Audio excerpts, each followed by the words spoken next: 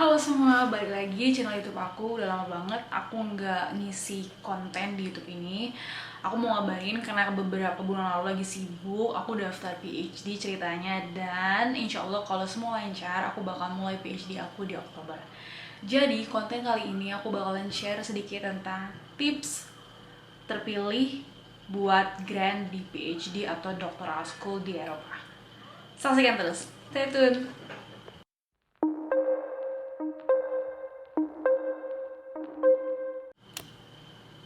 Oke, nah program PhD itu biasanya buka sekitaran bulan Februari atau Januari udah ada yang buka, dan biasanya kalau buka di bulan-bulan segitu itu mulai kuliahnya itu di fall atau di September. Jadi nanti kalau ada program yang bukanya di September itu mulai kuliahnya di Februari di tahun berikutnya. Itu kalau masalah tentang kapan aja sih bukanya Kak gitu kan ya. Dan gimana sih Kak milih dari PhD program itu sendiri? Nah, karena aku kuliahnya di Eropa, aku carinya di Eurases, nanti aku sharing lainnya. Itu banyak banget lowongan-lowongan project PhD di semua kampus di Eropa, dan sekarang udah terintegrasi ya, jadi banyak juga kayaknya lowongan-lowongan profesor atau associate profesor atau PhD juga yang ada di Australia, Hong Kong, Cina, Singapura, dan beberapa negara di ASEAN. Jadi kayaknya link ini juga bagus buat teman-teman cek. Yang kedua itu ada namanya link academic position. Jadi kalau cari aja kayak Grand Call PhD for Education, for example ya, karena aku kuliahnya di field education. Nah, biasanya itu bukannya di academic position. Itu banyak banget juga PhD dari segala bidang, science, social science, dan tergantung kamu fieldnya di mana dan projectnya apa. Yang ketiga itu biasanya aku pakai academic portals. Waktu itu aku juga mau kuliah di Netherlands, dan banyak banget biasanya pool application atau callsnya itu ada di sana, academicportals.com. Nanti aku share juga linknya. Oke, milihnya gimana sih Kak? Daftarnya tuh gimana gitu kan ya? Jadi kalau PhD itu by project. Jadi kampus-kampus itu biasanya punya lab gitu ya, punya sekolah khusus doktoral sendiri, dan mereka punya project sendiri. Dan project itu yang pegang PI atau Principal Investigator, atau nanti kamu lebih kenalnya itu adalah prospective supervisor yang bakal kamu approach gitu ya. Nah, prosesnya gimana waktu itu? Jadi aku di bulan-bulan November 2022, nggak November banget sih, Desember 2022 aku mulai cari project atau kampus yang punya project mirip atau sesuai dengan keinginan aku gitu. Kenapa sesuai dengan keinginan kita? Karena emang harus inline banget ya dengan pendidikan master kalau kamu udah master, atau S1 kalau kamu masih S1, dan banyak ada juga program yang bisa langsung DPhil atau MPhil ke S3 dari S1. Itu biasanya beberapa di Inggris. Tapi aku bahas ini yang biasa di Eropa ya. Jadi aku harus sesuai, karena kalau aku di case aku sesuai dengan tesis aku.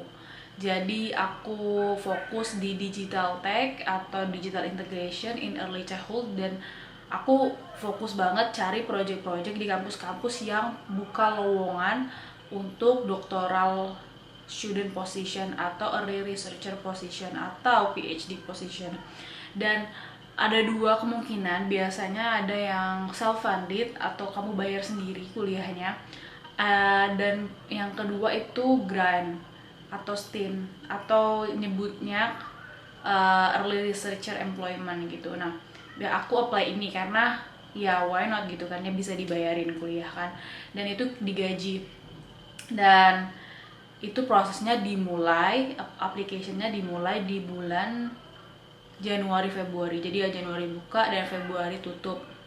Dan tapi aku harus udah mulai approach profesor aku di bulan-bulan sebelumnya, which is di Desember.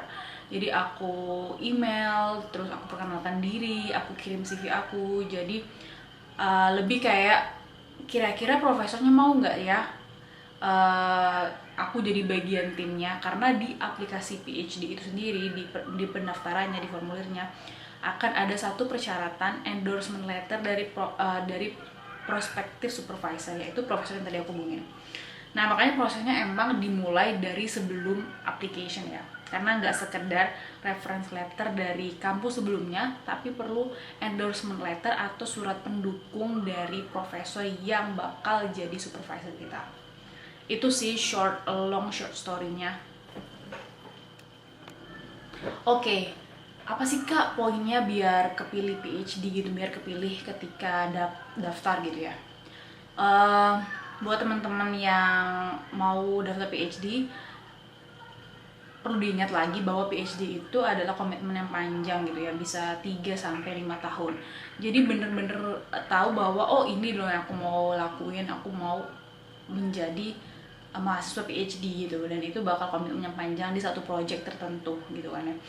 Yang pertama itu harus pikirin lagi, oke, I will do it gitu. Yang kedua, pastikan application-nya atau pendaftarannya itu well prepared. Kenapa well prepared?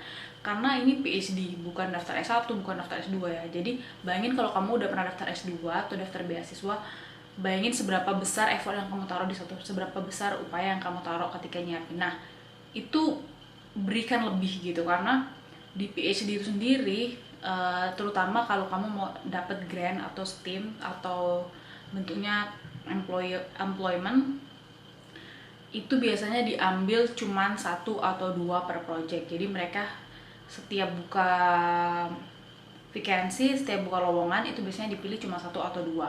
Dan yang daftar tentunya nggak dikit ya, biasanya ada 40-an, 50-an, bahkan ada yang ratusan gitu. Dan kalau dari field saya itu social science, jadi bukan kayak ilmu sains yang fisika, kimia, atau beberapa ilmu sustainability yang lagi boomingnya gitu, yang dananya banyak.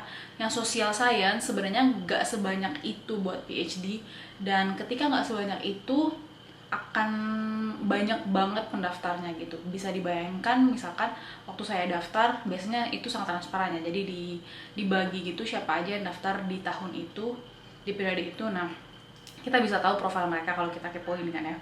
Dan bisa jadi mereka dosen yang sudah 5-10 tahunan, atau mereka lawyer yang udah 10-20 tahunan. Dan bisa dibayangkan mereka yang di social science yang sudah sangat expert. Kebetulan saya masih di bawah 30 dan pengalaman bekerja baru 5 tahunan maksimal, dan ya secara tahun pengalaman juga bisa berpengaruh ya competitiveness-nya. Nah, seperti itu sih teman-teman. Terus yang ketiga itu interview. Jadi ketika interview, pastikan CV kamu itu inline sama apa yang kamu jelasin di interview gitu. Jadi nggak CV-nya too good to be itu ketika ditanya di interview nggak tervalidasi gitu. Misalkan prestasinya atau publikasi atau hal yang kamu taruh di CV yang terlihat sangat fancy, ternyata waktu di interview tidak bisa tervalidasi info-info itu. Dan pastikan lagi kamu emang tahu apa yang kamu taruh di motivation letter, project proposal, dan juga CV, kayak gitu sih. Oke, tadi sedikit ngebahas tentang project proposal ya. Pernah ada nanya, gimana sih Kak project proposalnya gitu kan ya. Project proposal atau proposal penelitian itu tergantung sih. Ada kampus yang minta cuma 1 lembar, ngejelasin secara singkat apa sih research interest kamu. Itu sih kan enak banget ya. Ada juga yang udah minta kayak 4-7 halaman, itu bisa isinya mulai dari kayak abstrak, kalau teman-teman tahu itu kayak shortnya research, jadi dari latar belakang, kira-kira metode yang apa yang bakal kamu pakai, working plan, kira-kira 3 tahun itu kamu gimana sih bisa nyelesain studi kamu gitu kan, kapan mau ambil data, kapan mau ikut seminar, kapan mau research stay, dan lain-lain.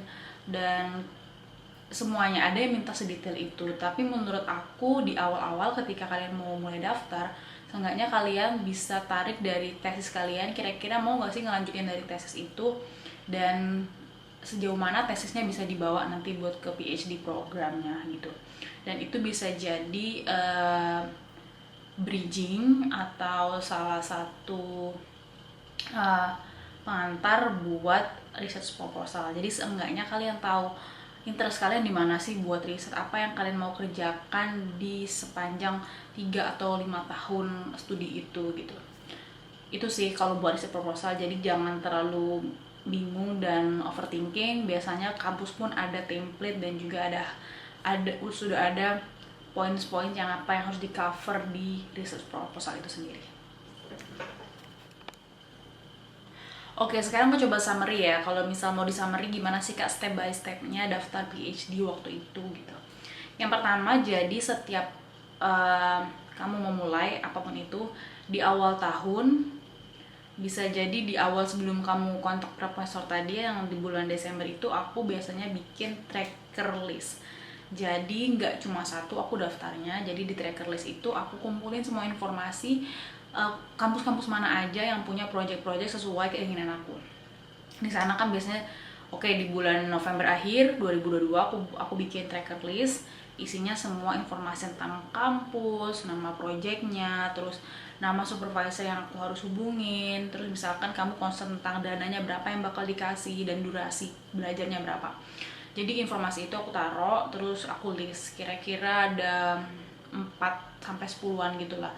Tapi nanti tetap akan ada yang tereliminasi ya, kayak misalkan ternyata aku nggak bisa nih fulfilling yang ini. Kalau nggak bisa fulfilling lebih baik nggak usah sih menurut aku. Itu sih fungsinya tracker list itu buat ngeliatin sejauh mana kita bisa mempersiapkan hal-hal yang diminta gitu kan.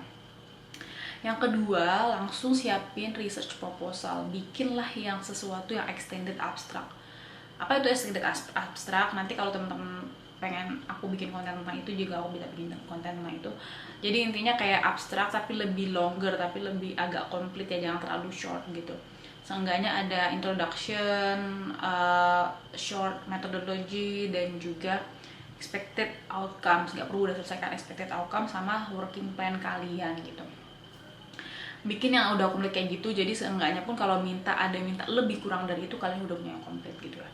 Yang ketiga itu sambil update CV, update hal-hal yang relevan aja ya, karena ini akademia position, nggak usah semuanya volunteer dari zaman 2009 misalkan, atau dari zaman kamu SMP, nggak usah dimasukin. Jadi beratkan di kemampuan akademik, terus publikasi misalkan, atau misalkan kamu punya teaching experience dan lain-lain. Lomba-lomba yang kaitan sama esai dan segala macam juga baik, dan hal-hal yang terbaru ya, jangan hal yang udah lama. Itu yang ketiga. Yang keempat, pas udah selesai nih bikin tracker listnya tadi, hubungin langsung semua profesor yang menurut kamu aku mau nih kira-kira daftar di program ini. Hubungin aja langsung semuanya. Kenapa semuanya? Karena kalau di pengalaman aku sambil kerja full time kan ya, jadi ketika aku udah hubungin semuanya, aku bakal bisa arrange schedule ketika semuanya balas gitu. Mungkin profesor yang ini mau ketemuannya di hari Jumat ini ya, selanjutnya hari Senin atau hari Selasa. Jadi bisa sambil sekaligus gitu, dan biasanya itu quick meeting doang sih. Jadi kayak nanya kira-kira kamu itu dulunya lulusan apa, interestnya di mana. Jadi lebih kayak ngelihat kira-kira bisa nggak ya gue kerja bareng dia, dan bakal kan nanti butuh endorsement letter ya buat application, nah kayak gitu-gitu. Terus yang keempat, yang kelima, langsung juga bisa call atau kontak profesor dari kampus sebelumnya buat nanti kalau butuh reference letter bisa dicicil ya, jadi nggak ngeburu-buruin gitu sih. Jadi itu 4 tahap singkat yang aku laluin. Ketika nanti udah diterima, masih punya waktu buat teman-teman urus visa, dokumen-dokumen, paperwork lainnya. Jadi semangat buat semuanya lagi daftar kuliah, daftar S3, daftar S2, semoga diperlancar ya. Semangat!